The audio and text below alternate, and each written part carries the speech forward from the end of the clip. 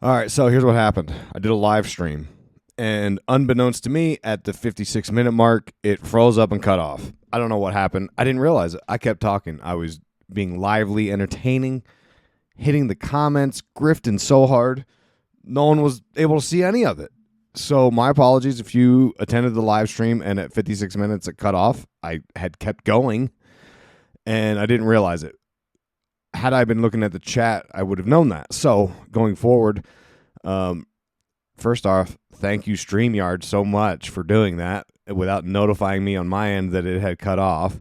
But if I had been looking at the comments, I would have seen that. So I'm going to try it again. I'm going to try another live stream in July, and that time I'm going to check the comment stream every like 10 minutes to make sure it's still going. I wasn't looking at it because it gets in my head and it's hard to like present the information and read comments. So I say all that to say this. My apologies for that. And I am now going to record the part that you missed.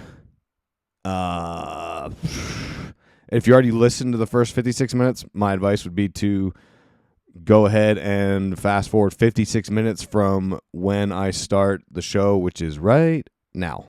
If you want to know the future, you have to watch science fiction movies of the past: Minority Report, Ready Player One, Transcendence, The Matrix, V for Vendetta, and countless others.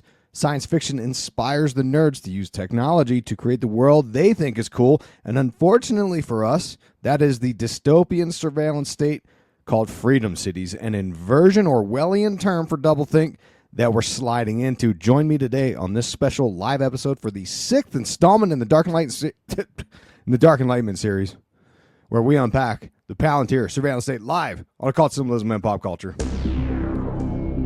Now, I butcher the intro because we're live. And hell, even if we're not live, I just leave it in there. You know what? This isn't a polished professional performance here. Now, today we're going to talk about what Palantir is, their roots with the CIA, occult symbolism from Lord of the Rings, the software being used to implement the police state, the surveillance state, the national database plans to create and implement a Chinese social credit score system in America, why you should be shaking in your little booties. All right? I'm usually fear-mongering over Satan trying to steal your soul, but today I'm fear-mongering over Silicon Valley tech elite nerds, the Dark Enlightenment transhuman digital matrix plans. So today, first, I'm going to catch you up with everything going on behind the scenes with me, because it's all about me, okay, as usual. But no, I'm going to give it, it's like a 10-minute warm-up sesh, let people get in the comment sections on the YouTubes and the Twitter X's. So then we're going to dive deep into Palantir. I've got some images, some slides, if you will. As you know, I am new to the live streaming technique, but I hope this is going to be a good time. Every time I make it a little bit more better, a little bit more polished. So today, let's start out with I'm gonna tease you a little more on the Palantir thing. Then we're gonna talk about what I'm working on behind the scenes, so you know what to expect from future episodes and so on and such. And I'm gonna read some comments throughout and so on. You know the drill. First, I want to read to you from Albert Pike's Morals and Dogma, where he talks about the mystery schools and how they were spread out and they are behind all of the power structures, much like the story about what happened when the Bavarian Illuminati was broken up, right? The whole idea was they were there for a few years. I forget who, the German government, the religious structures, whatever they didn't like it. They were like, shut it down. They shut it down, and most of them fled and went underground, kind of like the Knights Templar spreading the mystery religion schools throughout Europe. So let's read from Albert Pike. This is I'm channeling my inner Bill Cooper for this one, all right? After leaving Egypt, the mysteries were modified by the habits of the different nations among whom they were introduced, and especially by the religious systems of the countries into which they were transplanted. To maintain the established government, laws, and religion was the obligation of the initiate everywhere. And everywhere they were, the heritage of the priests, who were nowhere willing to make the common people co-proprietors with themselves of philosophical truth.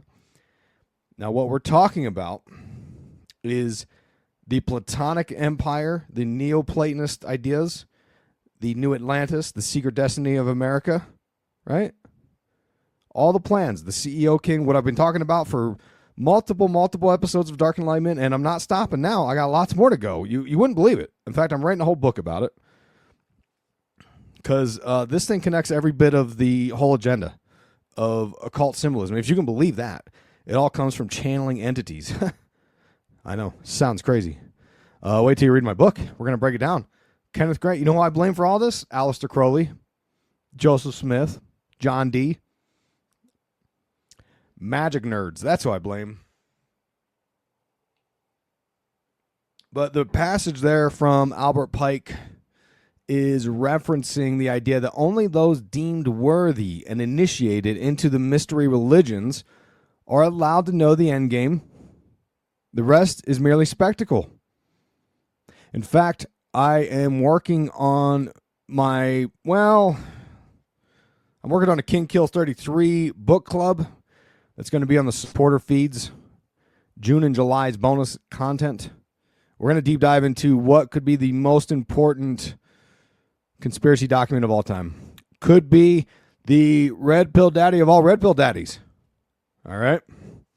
If you don't know who he is, we've all got some debts to pay towards Mr. James Shelby Downard.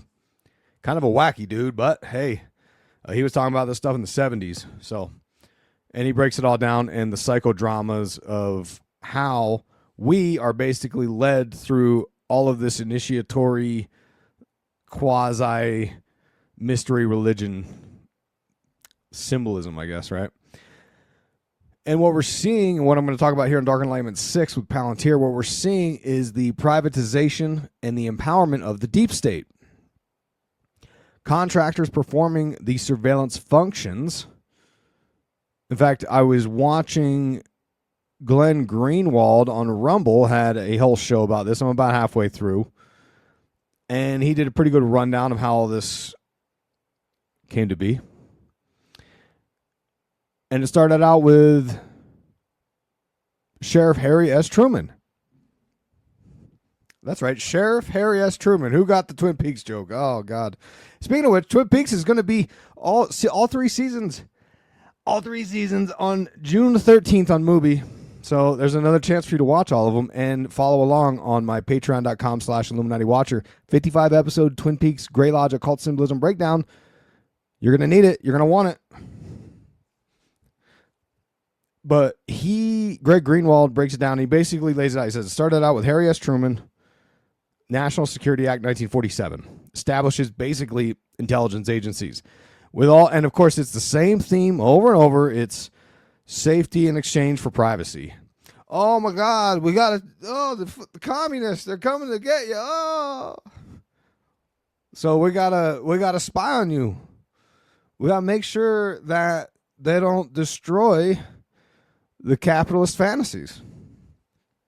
Which, right or wrong, I'm not a communist, but I'm not a fool to think that they've got your best interest in mind. All right. So it started out with Truman, and then a few years later, President Eisenhower, when he's leaving office, he warned us. He's like, hey, there's like this deep state military industrial complex. And what he was referring to was the privatization, right? All your big contractors gaining more powers. And you see this with the UFO disclosure movement, right? You see how the story being released is that all the UFO technology is being held at these various contractor facilities. Meaning private companies have more access to these secrets of the universe than our own government. All right. Then 9/11, Patriot Act, took this even further. Then Glenn says they were trying to sabotage, the intel agencies were trying to sabotage Trump's first run for president in 2016. And that's true. I'm going to be fair and balanced with you guys. It's true. They did all the suppression of the Hunter Biden laptop. He didn't bring up how James Comey dropped the October surprise, though, either, to be fair there. All right. So there was some weird intel interference on both sides of the aisle with that one. And I didn't like Hillary Clinton, by the way, for the record. Then I've always been independently, unaffiliated voter. I will go with whoever makes the most sense. Trump's new people that he's putting at the head of these agencies, you'll notice most of them are outsiders. They do not have much of a history inside these organizations. Because the promise, the idea that he run on is breaking up the deep state. And a lot of people believe this. A lot of people think that this is the way. And that actually kind of makes sense. I actually understand that, and I think that's not a terrible idea. However, if you look at what the deep state actually is, and you go back through the UFO disclosure movement, you go back through Eisenhower, you can see that part of that military-industrial complex deep state is the contractors, which is where Palantir shows up, okay? So we're going to come back to that. I'm going to go to the comments. Then we're going to talk about what I got in the works for you guys for June and July, maybe even August. And then we're going to hit it. We're going to hit it hard, baby. Okay. Let me go back to the top here. All right. Everyone's in here. Howley, what's up? What's up? Mississippi in the house. What's up, Craig? John Gilbert out in L.A. John, is it violence 24/7 or is what are you witnessing out there? I mean, I know Los Angeles is a pretty big city. I've seen some videos of the protest where they seemed very peaceful. I've seen a couple videos where people were destroying property, which is not cool. I've seen a couple videos destroying property that turned out to be AI that looked real as all get out. Interesting situation going on over there. Delana, what up? What up? Texas. Okay, everyone's in here. Very good. Very good. Crocodile episode from Black Mirror. You know, I haven't seen all the... I've only seen a couple Black Mirrors. So, all right, here we go. Jamsy in the house. What up? Jethro, always a pleasure. Yeah, Hallie, thank you. Smash the like button. Like and subscribe. Share whatever the things you got to do with the YouTubes and the Twitters. Still learning, all right? Ryan's in here. What up, Ryan? First off, I'm nobody's red pill daddy, okay? I'm here with you guys learning from the best, all right? Okay. John Gilbert, this is a good question. Are there any symbolic connection to the King Kill Club and the No Kings protest? I don't know. I got to look into that. I don't know. I know the No Kings protest is Saturday the 14th. I've seen that the Walmart family billionaires are funding a lot of that, which is very odd, right? You could argue that Walmart has a financial interest in shutting down some of these tariffs because of all their Chinese products. Plus, they are also part of, what was this? I just seen some monies. What does the monies mean? Jamsy, what up, fool? Super sticker in the house. Thanks. And then, so I don't know what to think about the Walmart thing. That's strange because Walmart their employees are some of the biggest, because Walmart doesn't pay them a fair wage and doesn't let them collectively unionize. Not to sound like a hardcore leftist, but the fact of the matter is they don't get paid enough. So now they're on government SNAP food stamps. And I'm very much capitalist in the sense that people need to people that are capable to work need to be able to work to pay their bills. Should be a minimum wage that they can afford to live and not have to rely on government subsidies. Because like Bill Cooper said, once you rely on the government to take care of you, now they got you.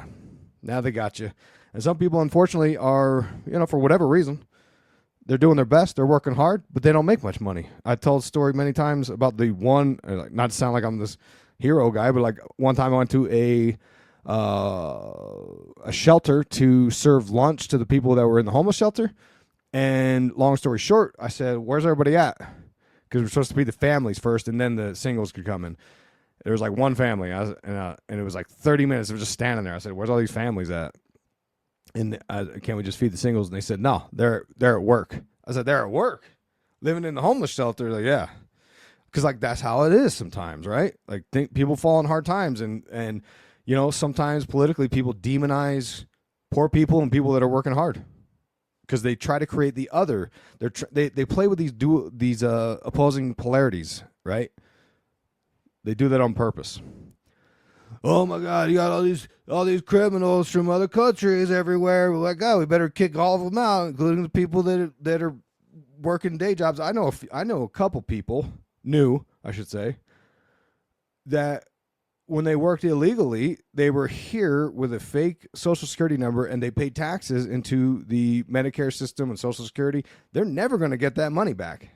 They were contributing towards our system just so that they could make money.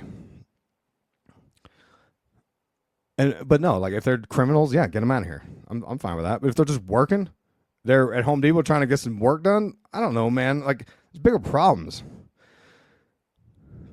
But yeah, the No Kings, yeah, the whole protest thing is it gets dicey pretty quick. Hawaii, oh, beautiful Hawaii. What up? All right, let's see here. If there was even a laptop, the feds don't need it to physically access it. Isn't that what this is spying software is all about?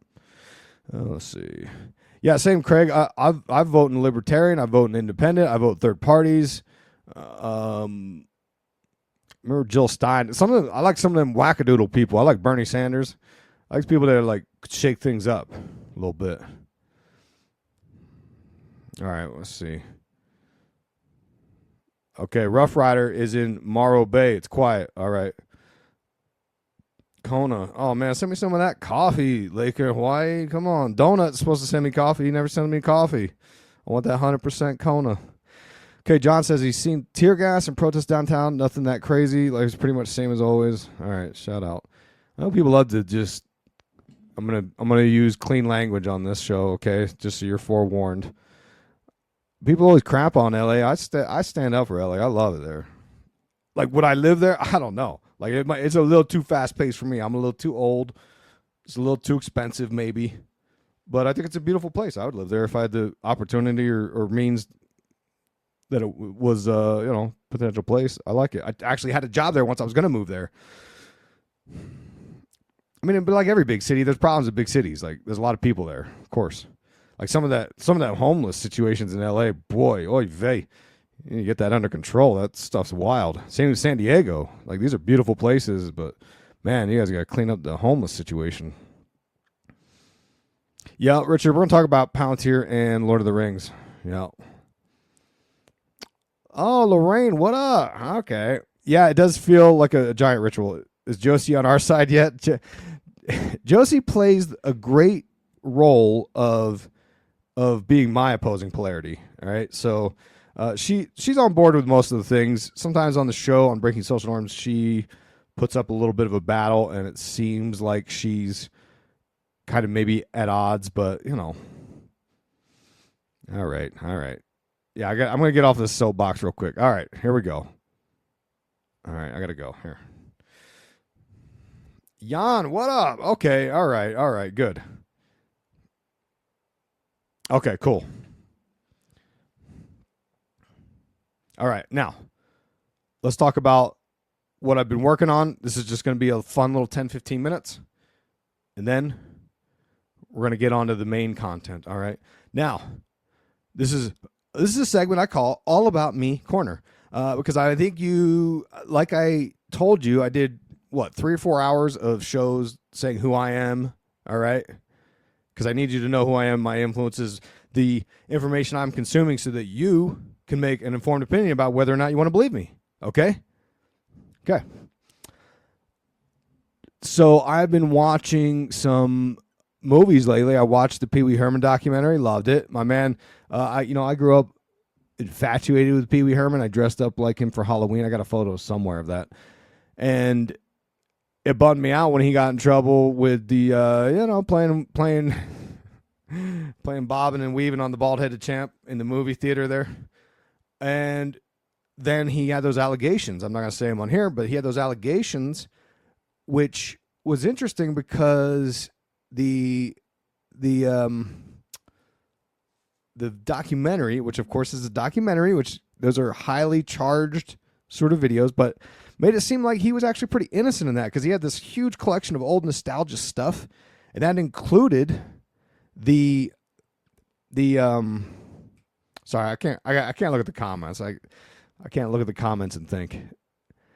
He had a huge collection of nostalgia stuff, which included like those old timey bodybuilder dudes. And I guess there was one image of a male who was underage. It looked like he was like 17, if that was the image they presented on the documentary. Anyway, the point being is that it was a smear campaign, according to the documentary.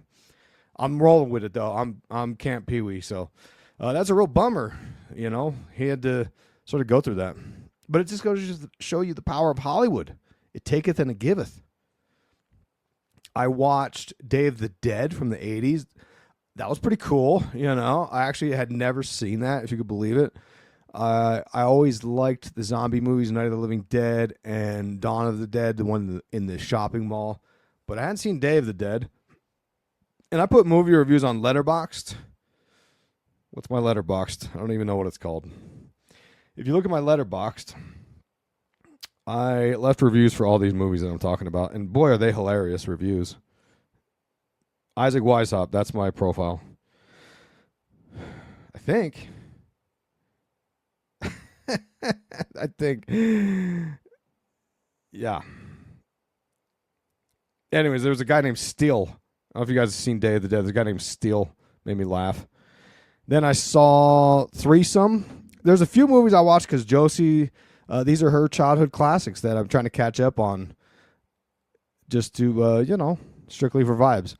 I saw a movie called Threesome with the Baldwin dude, the crazy one, and Donna from Twin Peaks. Can you believe that? Let's see. What else did we saw? Just One of the Guys, which had Sherilyn Fenn from Twin Peaks, another 80s movie. Those were pretty good. And then just last night or the night before, I finished the movie Overboard. You guys seen Overboard with Kurt Russell and Goldie Hawn? What the hell was that? I've never seen the movie before. I'd heard of it a million times. They even redid it. But I watched the original. I said, what is this movie I'm watching? This is the most unhinged plot I've ever seen. The guy, if you don't know what the movie's about, this guy, Kurt Russell's a carpenter, and Goldie Hawn plays this sort of like rich elitist on a yacht, and she's a real jerk to him, putting him in his place. And and he's on the boat, and he's fixing some stuff, and she's being real snooty. She's like, well, you didn't fix it to my liking. And she doesn't pay him. And now he's mad. He's like, he's a poor dude. He needs that money to put food on the table for his 4 kids, whatever he's got.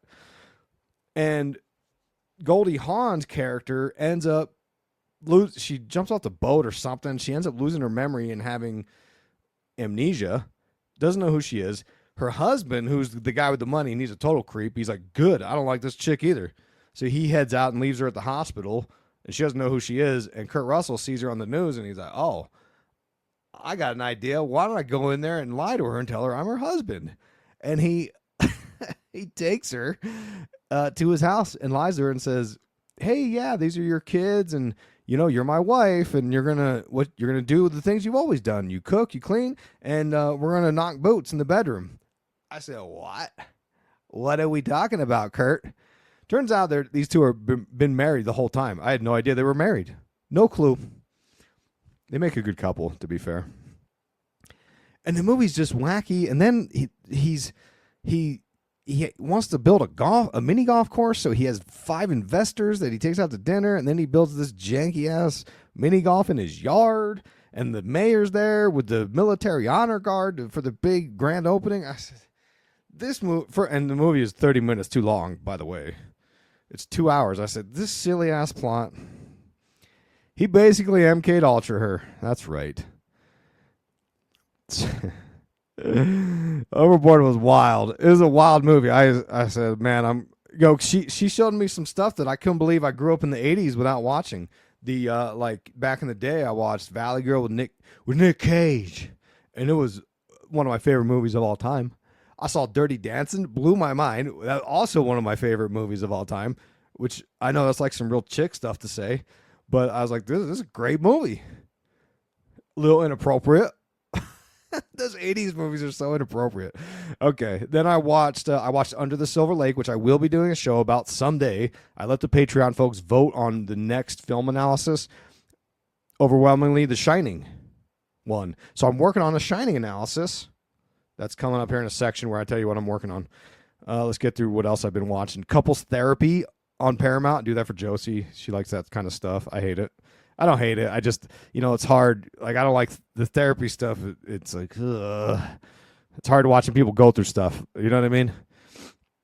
Then I watched a movie called Oddity. It was fine. I saw on TikTok someone said, "Oh my God, scariest movie ever." No, it's not. It's fine. People on TikTok are so dramatic, We finished Secret Lives of Mormon Wives, of course. Sleazy Utah reality show. Yeah, I'm in. Survivor, of course. Always watching Survivor.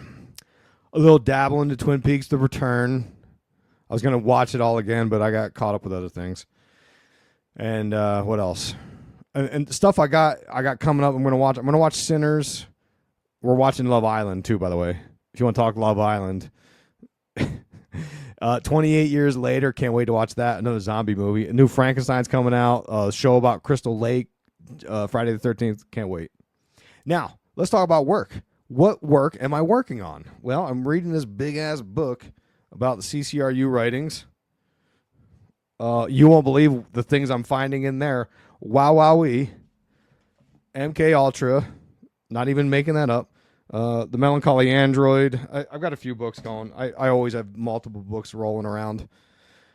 I finished 1984. I'm working on a book club for that. Also, something I'm planning on doing a book club for. I think just going to be on the Patreon. Just depends.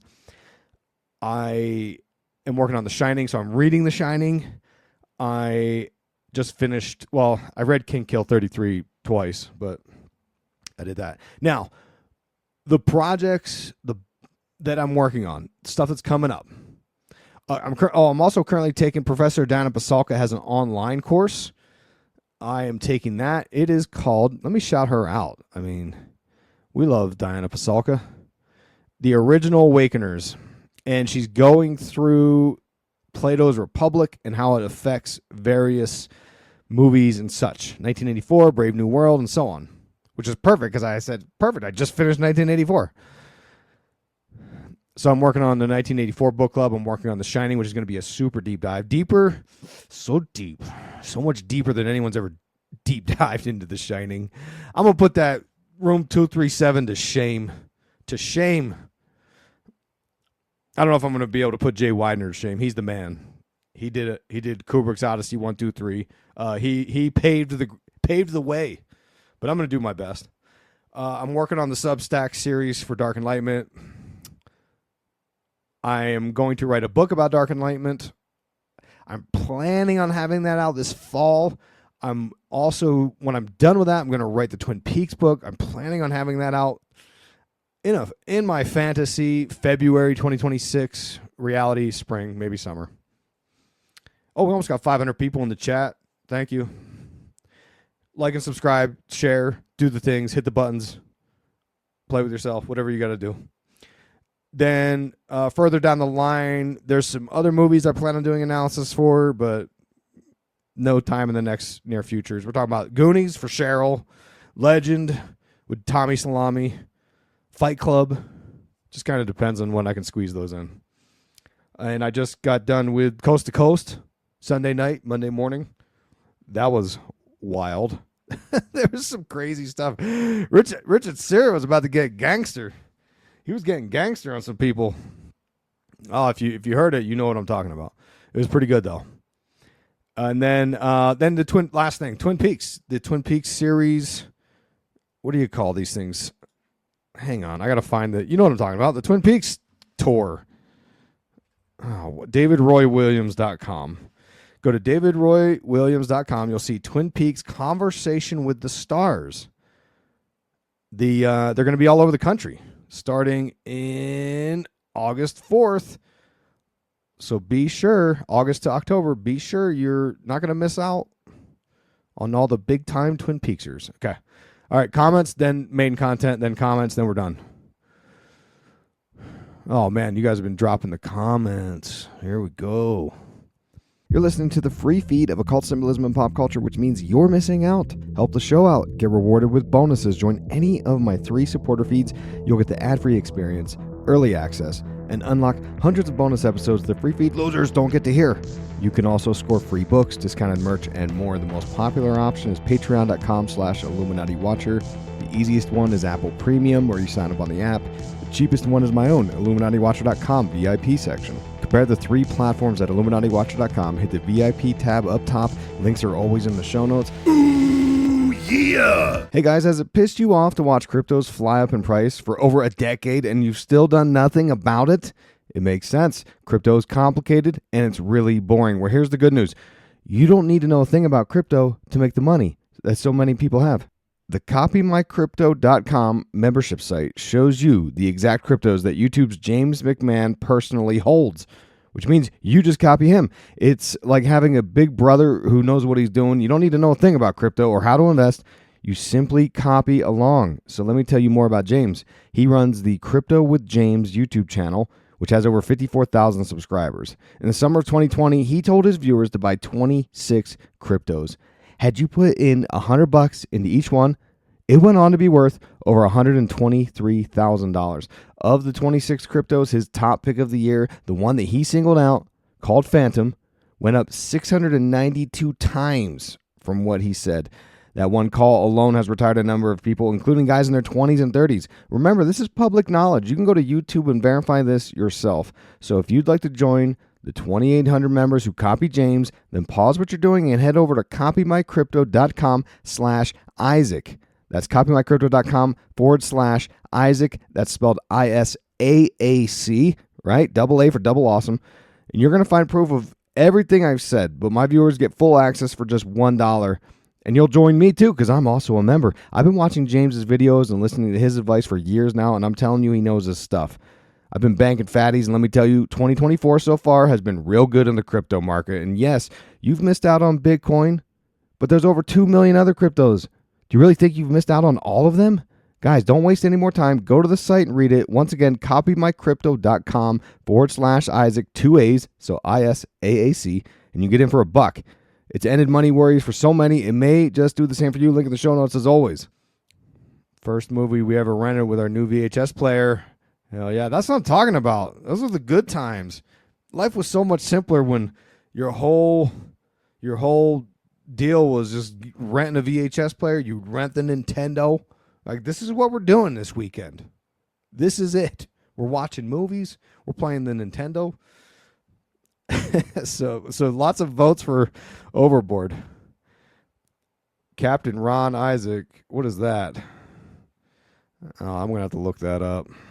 Seems like people are into it. Captain Ron. Oh, it's Kurt Russell. All right. Dude, Kurt Russell is great. I mean, he's goated for sure. I wish 80s Kurt Russell would MK Ultra me.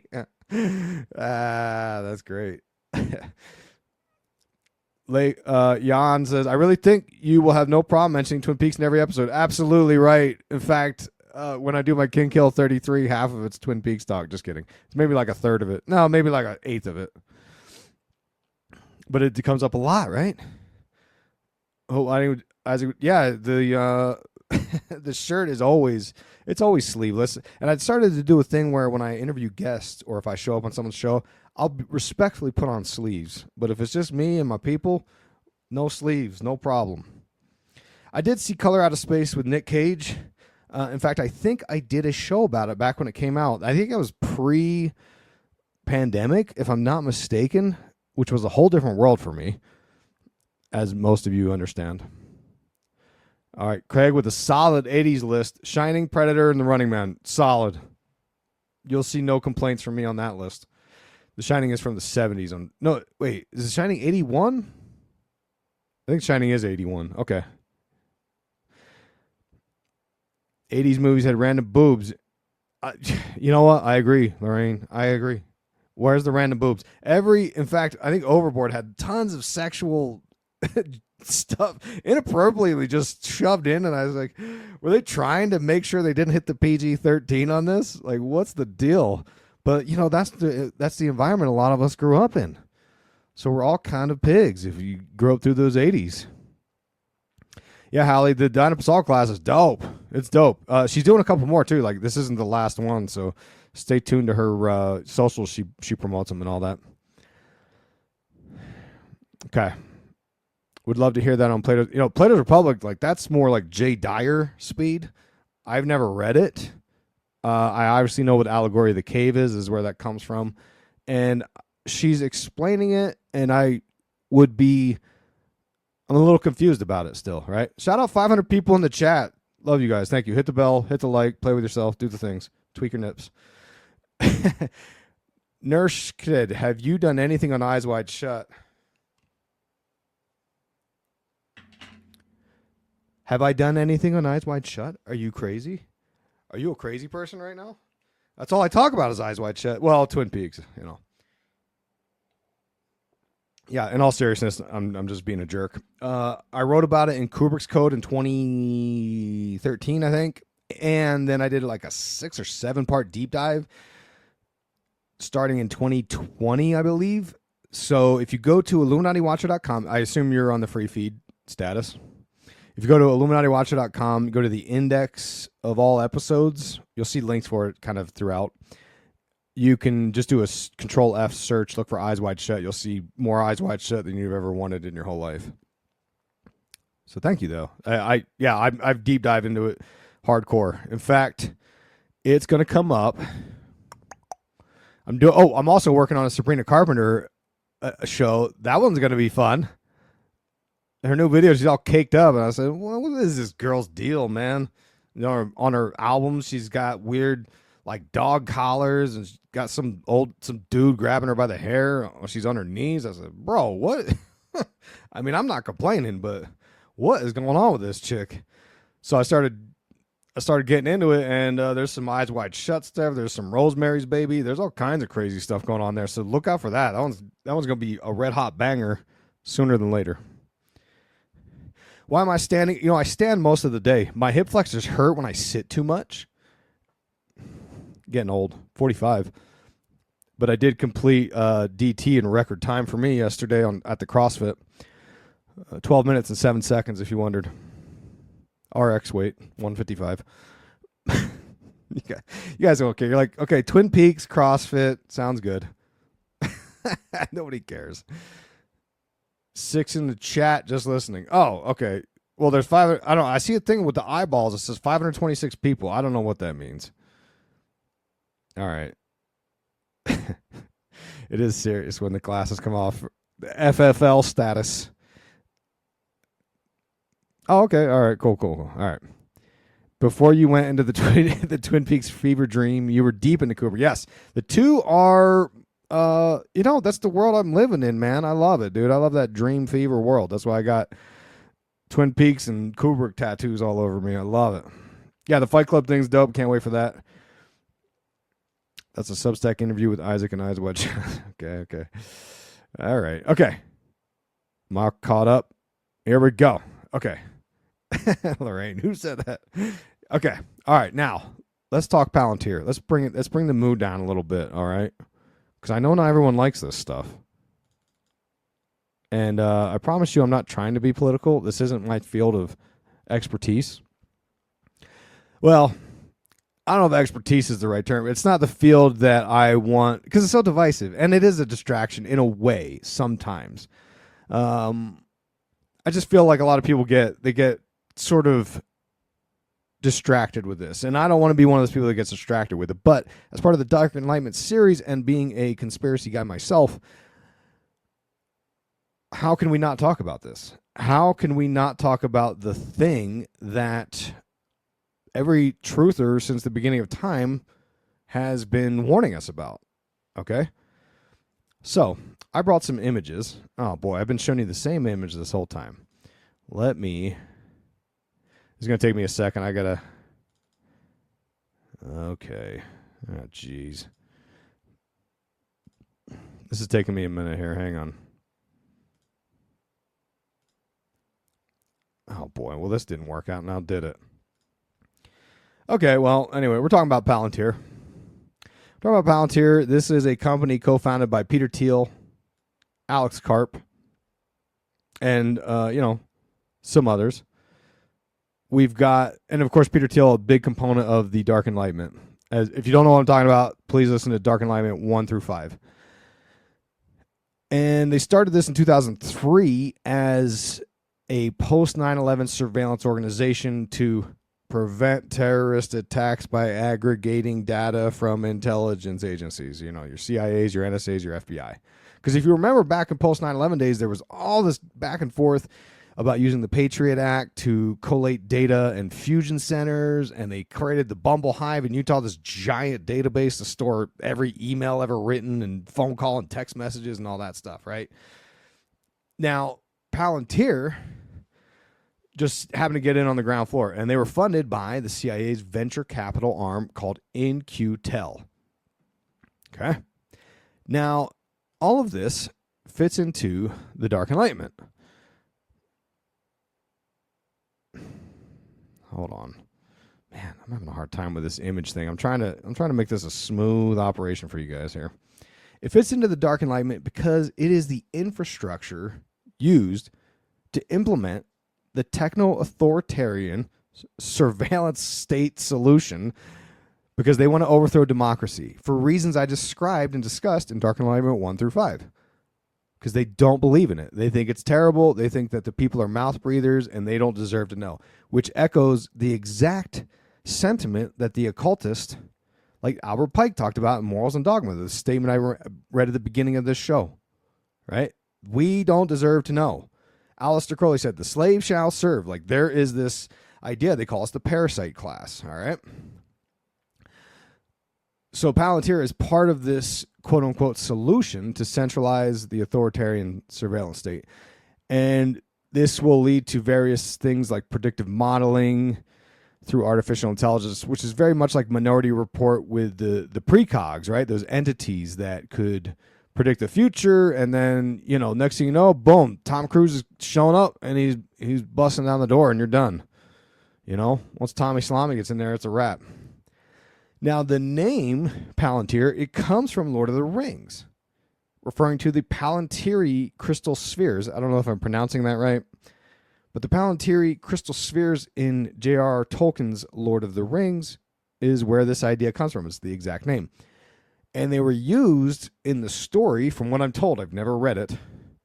Not much of a fantasy guy myself. They were used for remote viewing. But the problem in the story is that it gets into the wrong hands of Sauron, and they become tools of manipulation. And Sauron uses it to distort reality and to manipulate people. All right? So the surveillance was used. Hold on,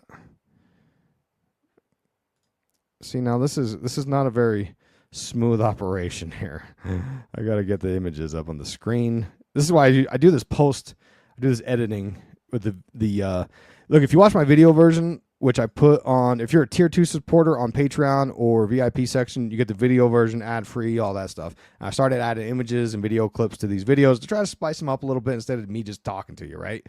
Now, what I'm trying to toy with is I've got these these video free feed things. I'm rebuilding YouTube because they, we've had our situations in the past.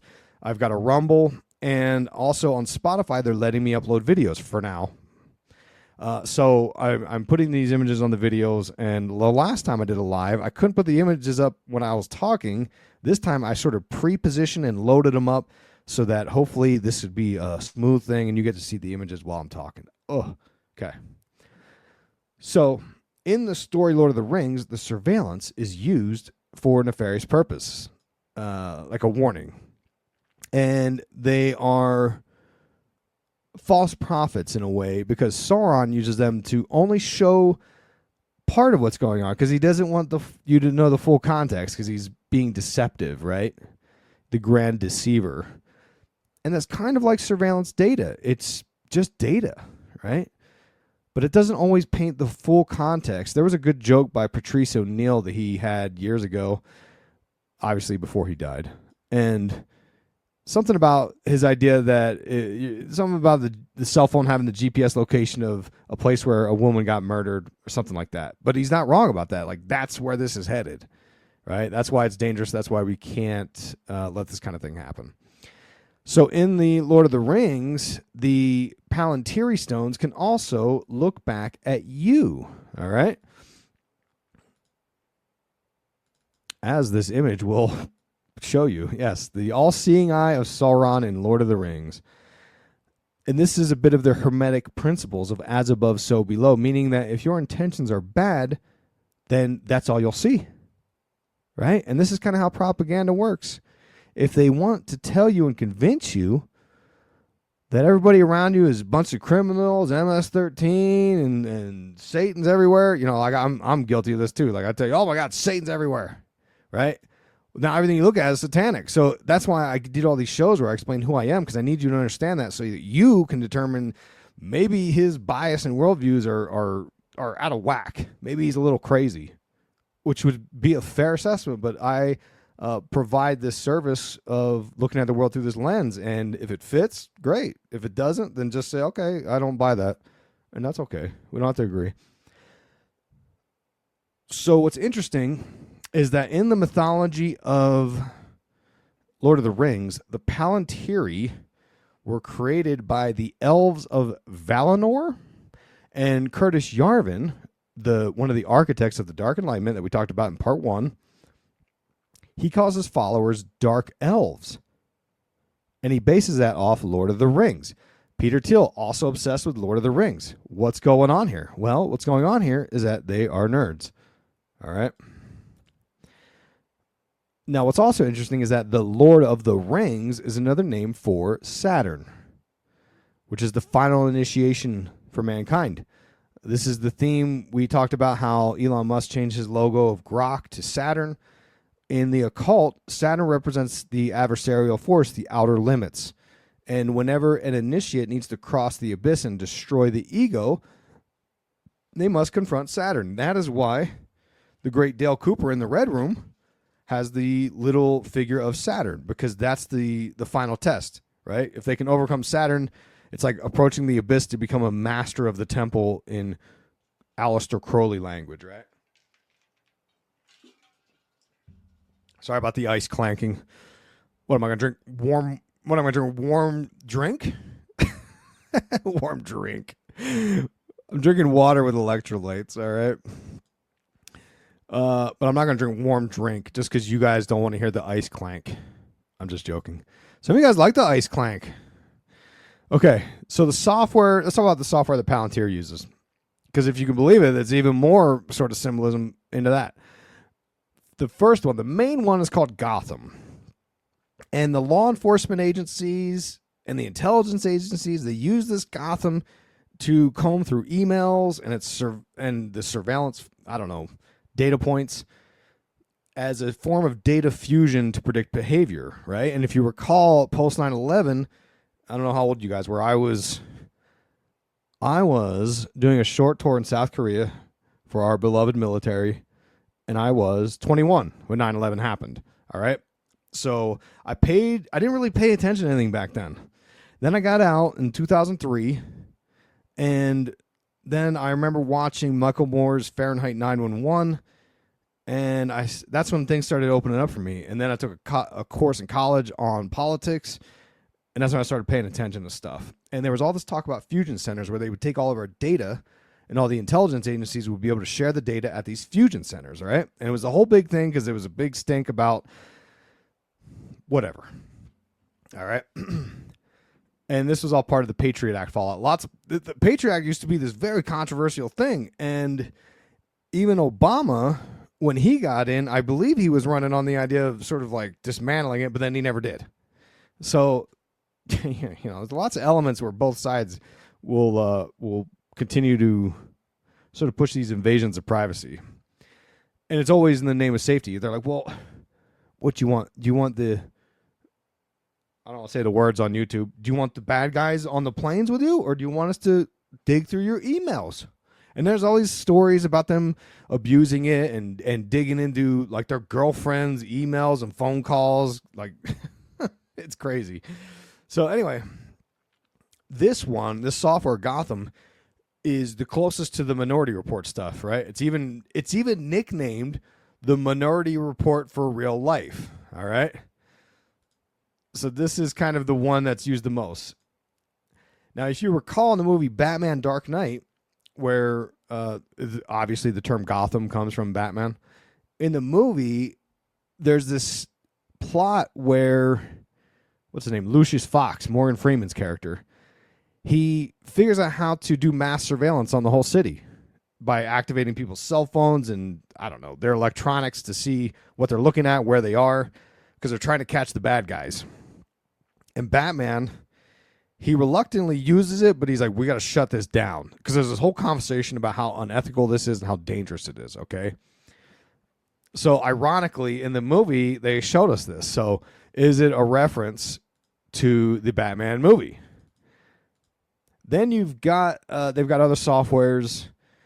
Because Palantir was using Gotham and another one called Falcon to provide ICE data to track and do surveillance on undocumented people, do workplace raids, family separation, all kinds of crazy stuff, right? So they've been using this for a minute. And strangely enough, from 2011 to 2019, Palantir was also using Gotham for a thing called Operation Laser. This is the Los Angeles Strategic Extraction and Restoration Program. That's 8 years they've been doing this, using data analytics to make predictions on which citizens would become chronic offenders so the LAPD could target them for surveillance.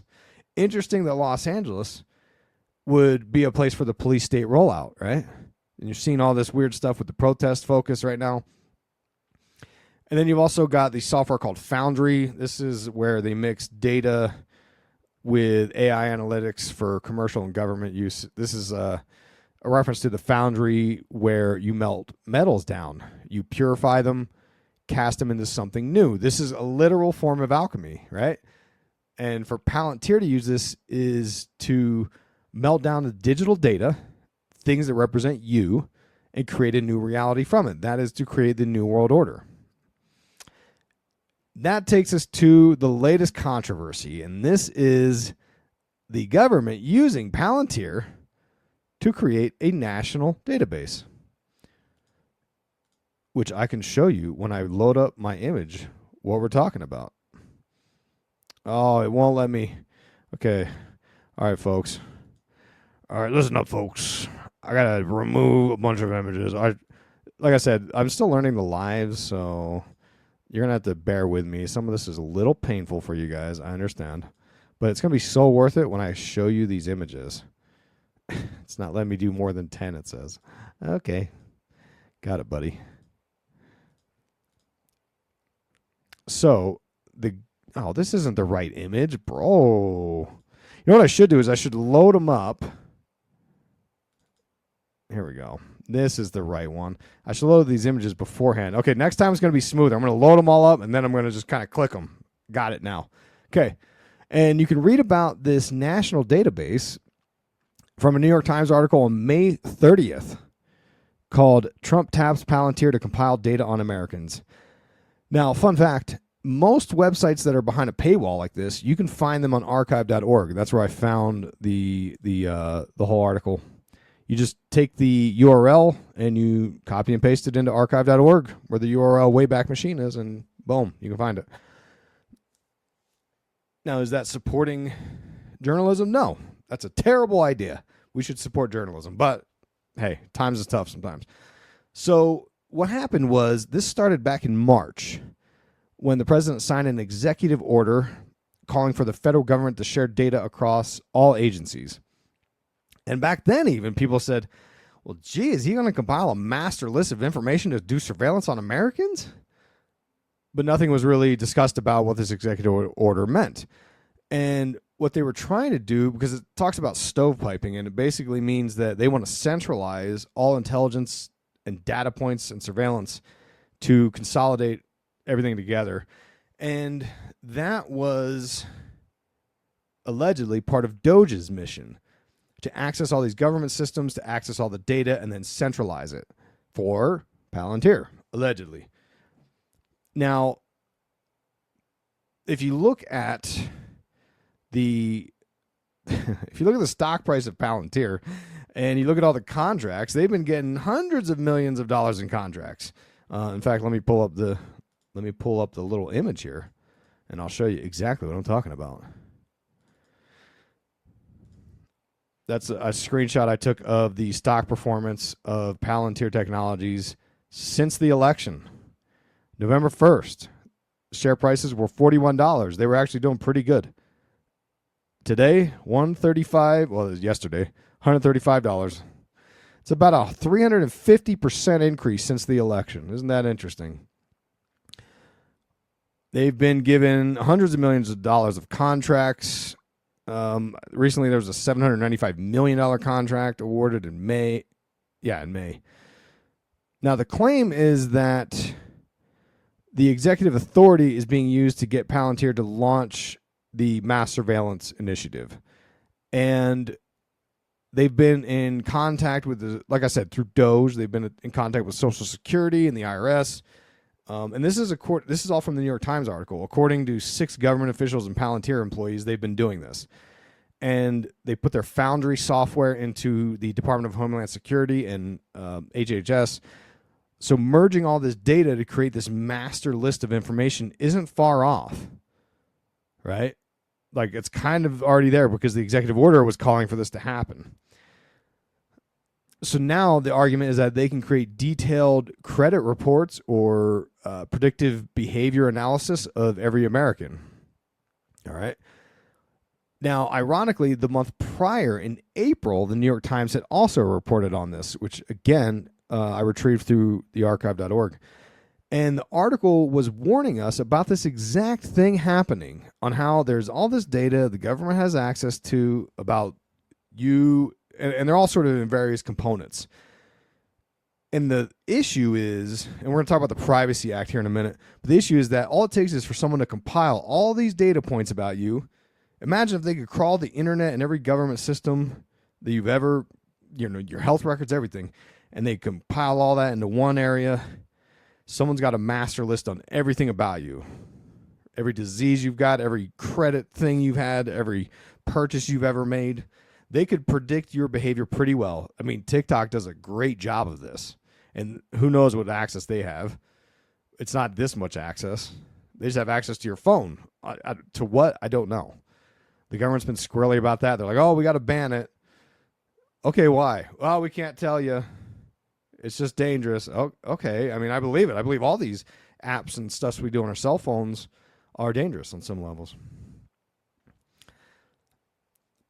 And on that New York Times article, they talk about the actual data points that Doge has sought access to. And my understanding, the implication here is that this is the data that is going to be compiled by Palantir and assessed to make determinations about your behavior. That's my assessment of it. I don't know if that's exactly accurate, but that's how I look at it. So let's talk about what's on the data list. Well, wait till you see this. It's hundreds of data points.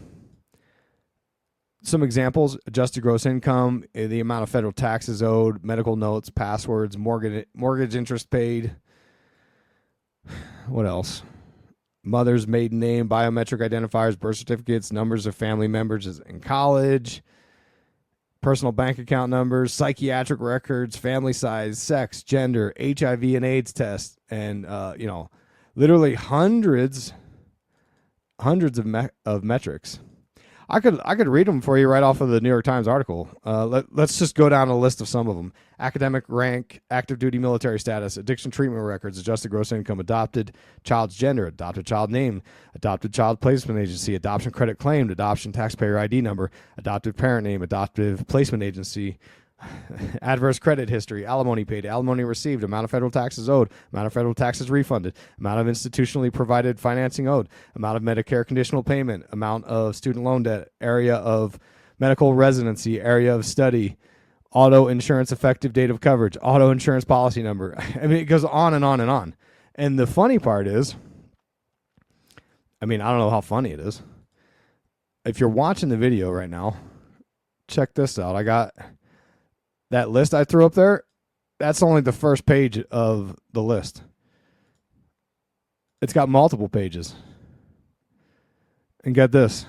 That's the second page of data points. How about a third page of data points? And guess what? We're not done yet. How about a fourth page of data points? And that's not all. How about a fifth page of data points? If you can't see the video version of this, I'm not exaggerating. This is all the data. This is all your data. All of it. And it's protected by the Privacy Act of 1974. You should be outraged by this. I am. Okay, so if we go to an article from Wired Magazine, or I don't know, is that a magazine anymore? The Wired website, April 18th. Again, accessible on archive.org. Your friend, my friend, archive.org. And it talked about how sources at the DHS had told Wired that Doge is cross-referencing voter data with a bunch of metrics. All those metrics I had been going through, presumably, which is of high concern to me, because I think our data and privacy is... I'm with the Privacy Act stance on this, which we'll get into. Did we get into that already? Yeah, we're getting into that next, so hang on. I'm your host, Isaac Weishaupt, and I've got some books to sell you down that old grifter alley. You probably know me as the podcast guy talking about pop culture conspiracies and occult symbolism, but did you know that I'm also a writer? That's right. I've written 9 books since 2012, some of them better than others, and you can find all of them right now in 3 major options. Amazon.com, they've got all of the books as paperbacks or on Kindle. Audible.com has all of them as audiobooks. I narrated all but the first one. And finally, gumroad.com/IsaacW is my personal page where you can buy signed copies of all my books, including bundled packages, super soft podcast t-shirts, and much more. My most popular book is The Dark Path. I wrote this in 2017, and it was basically a magnum opus for me about how the world of the occult intermingles with pop culture to try and create a satanic Luciferian future with aliens and the digital matrix. A lot of my talking points have been proven more true over the years, and honestly, that's pretty scary. Sacrifice Magic Behind the Mic was my second book written, and it's caused more of a stir than any other book that I've written because I talked about the occult symbolism and conspiracies in the world of hip-hop, which the world was not ready for in 2014. In fact, I went to SiriusXM Studios in 2016 to defend this book on Shade 45, and I did a revision of the book to include a discussion about how eye-opening that experience was for me. This book was also featured in Complex magazine when I got interviewed about the Illuminati and hip-hop with Mobb Deep legend Prodigy. I've written several more books. In fact, my first book, A Grand Unified Conspiracy Theory, you can get that for free if you go to IlluminatiWatcher.com and sign up for my free email newsletter. If you can't find the links, I put it on every post, as well as you can go to the Start Here tab and scroll down and you'll find the entry field, and I will email you my first book for free. But you can check out all these books wherever you prefer to get them. Again, that's on Amazon, Audible, or get signed copies at Gumroad, as in bubblegum, gumroad.com/IsaacW. A senior DHS official tells Wired they are trying to amass a huge amount of data. It has nothing to do with finding fraud or wasteful spending. They are already cross-referencing immigration with Social Security and IRS, as well as voter data. And the article talks about the cozy relationship between all these people involved, of course, Doge, Peter Thiel, Palantir, all the familiar usual suspects. It revealed that at least three Doge members had worked for Palantir. 2 other had worked at other companies founded by Peter Thiel. But there's a bunch of current and former Palantir employees who weren't cool with any of this, and they were worried that Palantir would become the face of Trump's political agenda, kind of like how Elon Musk became the face of, all the things that Doge was doing. And they were saying about how this is going to be even worse if this massive database, this massive surveillance database gets hacked, which obviously that'll happen because every data system on the planet gets hacked. And 13 Palantir employees had signed a letter urging Palantir to cease this potential mass surveillance program. there's a former Palantir engineer named Miss Linda Exia. I don't know how you say her name. Data that is collected for one reason should not be repurposed for other uses. Combining all that data, even with the noblest of intentions, significantly increases the risk of misuse, which is the concern here, right? Now, to defend the rationale between what they're claiming they're going to do with this, they are claiming that they need to collect all this data and run it through a big, presumably AI database, Palantir, Gotham Foundry system, a surveillance program, because they're trying to, again, it's always the safety in exchange for your privacy. This is saving you money in exchange for your privacy, which I remember I was ranting and raving on the live. I don't know. So if I already said this point yesterday, my apologies, but the Elon Musk Doge operation, he promised he was going to save us American taxpayers $2 trillion by going through and doing all the things Doge was doing. And in reality, they saved $200 billion, which turned out to be an excessive number also. So it turned out it was less than $100 billion. I'm roughly paraphrasing the numbers, but that's what we're talking about. Many orders of magnitude under what they claimed they could find. Because the people pushing this are very much adamant on trying to tell you that, hey, your taxes are all being spent on fraud, waste, and abuse. So that it makes you angry because those are our tax dollars. We work hard for our money, right? And we expect results out of that. So Elon and company were telling you that it's all going out the window to fraud, waste, and abuse. And it's the same. I mean, it's the same thing over and over. The culture wars going back to the 80s. Ronald Reagan with his fake news about the welfare queen. Anyway, without getting on a soapbox, that's what we're seeing again. And this time it's, hey, we're going to do mass surveillance like China, but we're going to save you all this money, right? And the CEO from Gumroad, Salil Lavinia, I don't know how you pronounce his name. Again, my apologies if I told the story already. My brain can't, I don't know where my rant went and got cut off. But he's the CEO of Gumroad, which is the website I use to sell my books and shirts. Great product, love it. He was living in Utah for a period, and he held this dinner with the top sales, top clients that sold the most on Gumroad, and I actually made that list. Thank you for purchasing your signed books and T-shirts from me. And I got to meet him. Very nice guy. And he's been doing interviews. I don't know if you've seen this. He's been doing interviews talking about, turned out he was working for Doge. And his side of the story is he was attempting to try to make the VA system more efficient for veterans going through the medical system, which, great. I love that. If that's the entire truth, right?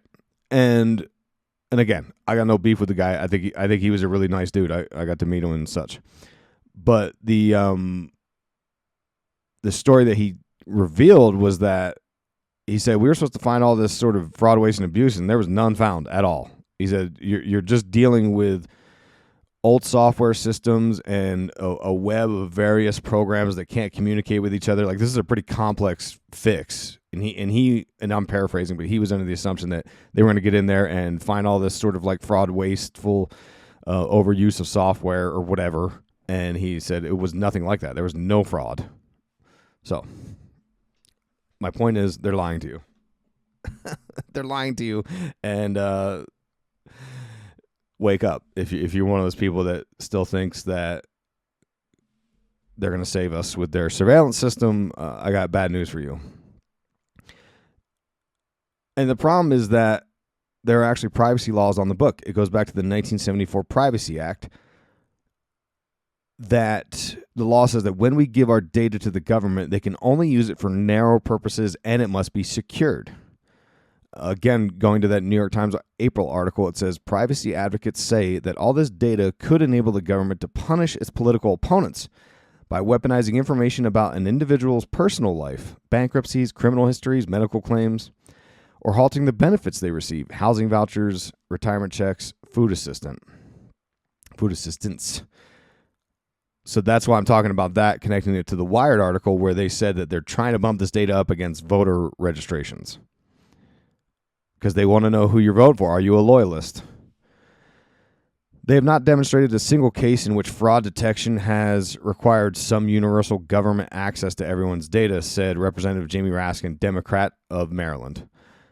In fact, the creation of a monster uniform database of all information on all citizens will be an invitation to fraud and political retaliation against the people. That is how personal data is tracked and used in authoritarian states. Both Russia and China stockpile data on their citizens to track opponents and squash dissent of the ruling party in government. Now, even if you were like, hey, I think there's still good reason that the government should build database profiles on us and track us and who we vote for and all that stuff.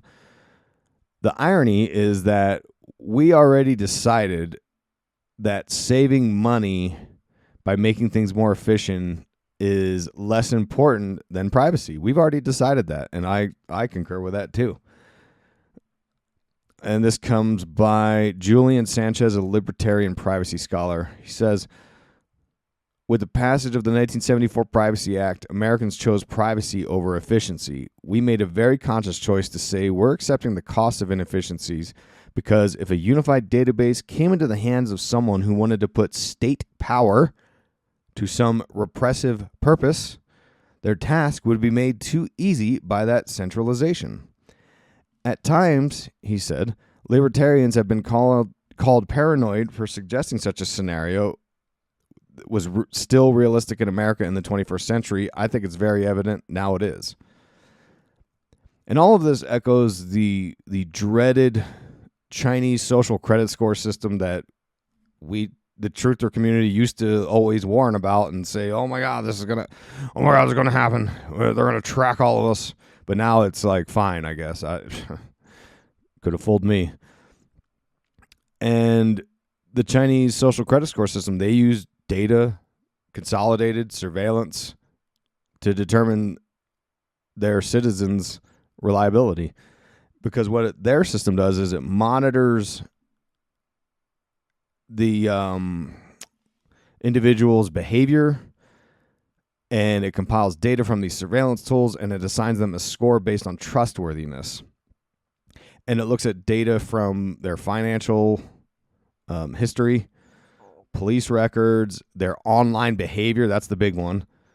Social media posts, online purchases. Because you see there's this push towards using identification to get on the internet, right? I live in Utah, which is a nanny state. I know people pretend it's not, but it is.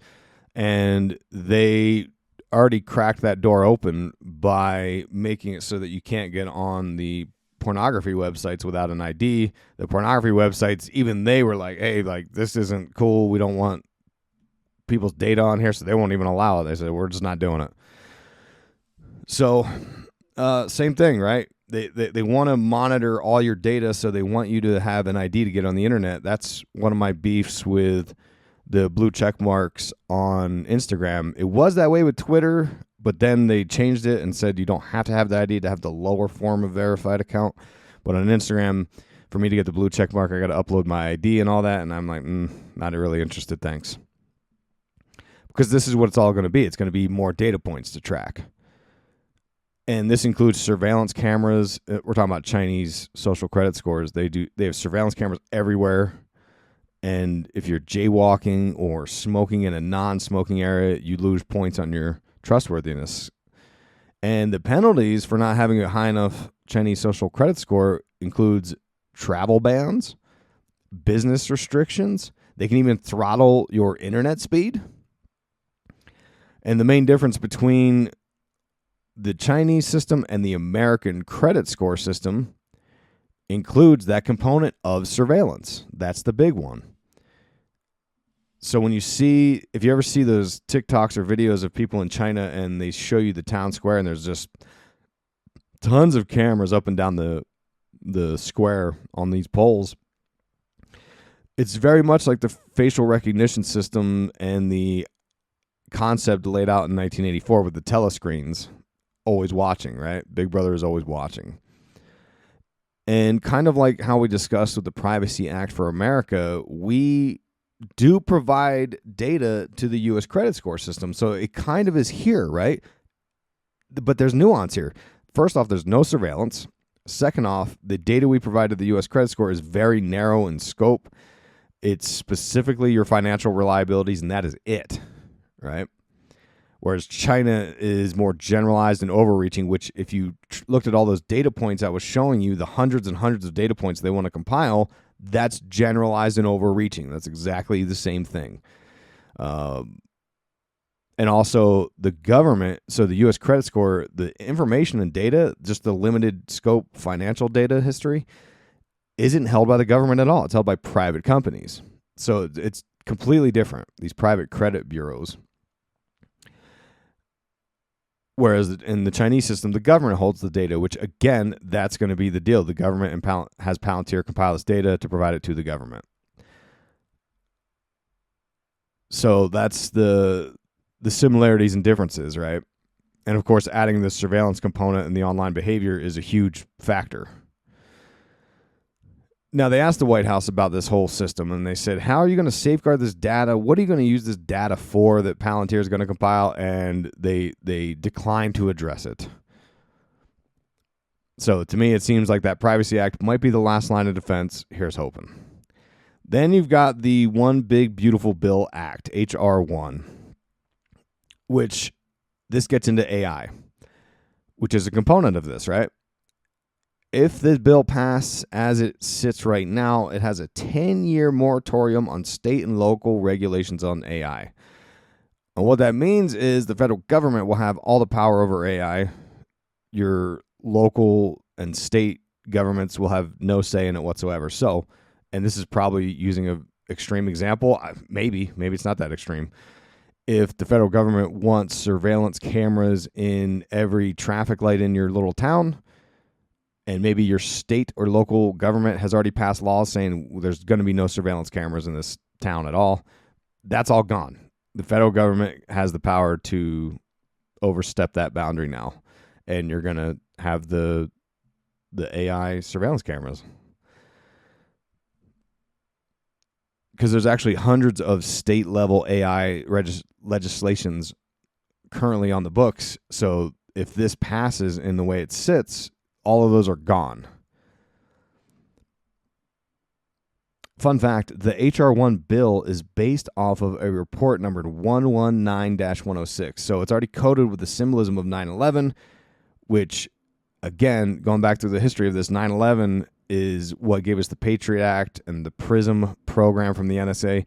That was the first sort of time that we really went for this invasion of privacy. And again, safety in exchange for freedom. We're like, oh, you can't have the bad people doing bad things, so we need to read your emails. And of course, we remember back in, what was this, September of 21, I did a 5-part series on 9/11. There was the occult symbolism of 9 to 11, right? Because it represents the surpassing the number of completion, number 10, going to the number of magic, 11.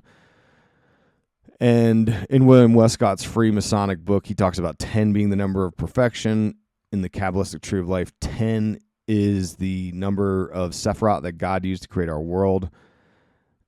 Whereas 11 is considered by Kenneth Grant the cursed number outside of the system. It's the number of magic or illumination, man becoming God. And that's what this is all about. It's all about these nerds becoming gods, creating a digital matrix for us to be trapped in. And that's part of the reason why 9/11 was such a big ritualistic event. We went from the Twin Towers, the twin pillars, Boaz and Yakin, or in terms of the Kabbalah twin pillars, it's the pillars of strength and wisdom becoming the pillar of consciousness, or the pillar of wisdom up the center. It's, again, the idea of these opposing forces of masculine and feminine coming together as one. As Kenneth Grant would call it, the formula for the great work, or abrahadabra. And it also centralizes we're going back to the H.R. 1 bill and this AI moratorium. this would effectively centralize control of the most powerful technology the human race has ever created with no checks and balances. And this is happening at a critical time in the evolution of AI. It's becoming more and more integrated in our lives. In fact, if you moratoriumed it for 10 years, that takes us to dang near 2036, and we're almost in the singularity at that point, and it's a wrap. 10 years is plenty of time for it to become a real issue. And the federal government could implement AI systems for this massive surveillance system for Palantir, facial recognition, surveillance cameras, predictive policing, which, like we talked about, Palantir was already doing this in LA with Operation Laser. This is very much like the precogs of Minority Report, right? These entities that could predict if you were going to commit the crime, so Tommy Salami would come mess you up. So the AI with the Palantir social credit system and the federal government are going to determine if you are a threat to the system. So in conclusion, if we combine these ideas of the Dark Enlightenment into all of the stuff we've talked about today, we could argue that the federal government would effectively be handing the reins of power over to the Silicon Valley tech elites, where they will create the surveillance state, the freedom cities, and they can use all this surveillance with zero pushback, zero checks and balances. It's the ultimate in control and power. And it appears to be the rollout of the occult plans of the Great Reset, brought to you by the World Economic Forum. Alex Karp and Palantir have been presenting at the World Economic Forum. This is the Platonic empire of the technocratic authoritarian state. Technology surveillance on one level, occult practices on another, of making contact with entities. And it's basically the New World Order brought to you by the nerds. And they were inspired by science fiction, and they had this lust for power because they've been bullied and picked on their whole lives. So now it's time for them to get their get-backs. And it's time for you to start acting right, because Big Brother is going to be watching all of your movements with the classic exchange of supposed safety for your freedom. A tale as old as time. They manufacture boogeymen that don't exist to scare you. That's why they want to roll out AI at hyperspeed. They're like, well, what, you going to let China outdo us? And maybe, I mean, I'm not privy to that level of insider information. I know that that's what they're telling us. Like, well, AI is going full speed ahead, and maybe they are. But then they tell us, like, that's why we need to be a little reckless with it, because what, they're going to beat us to it. And, it's all PSYOP. I think it's all PSYOP going all the way back to Q, and it's still rolling out. It's still rolling out. My red pill daddy Bill Cooper rolling over in his grave right now. When are you people going to wake up? And that's it. That's the Dark Enlightenment 6. Now, at this point, I read through all the comments on the live streams, which obviously I can't replicate now. But stay subscribed to the show, all right? I've got another episode about Dark Enlightenment stuff with guest Courtney Taylor, and we're going to hear about her views of the technocracy, the Hegelian left and right dialectics, and so much more.